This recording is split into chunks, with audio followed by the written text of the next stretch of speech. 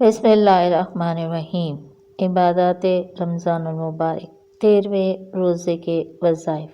بہت ہی خوبصورت بات کہ کل 13واں روزہ جمعے کے دن آ رہا ہے، اور وظیفہ بھی ایسا ہی ہے کہ بعد از نماز فجر سورہ جمعہ کی آیت نمبر 4 33 مرتبہ پڑھیں۔ یہ خوبصورت آیت لکھی ہوئی ہے، پیاری سی۔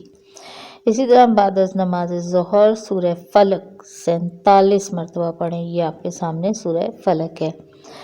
بعد نماز عصر سورہ ناس 47 مرتبہ پڑھنی ہے۔ یہ سورہ ناس آپ کے سامنے موجود ہے۔ اب بعد از نماز مغرب دعائے نجات 11 مرتبہ پڑھیں۔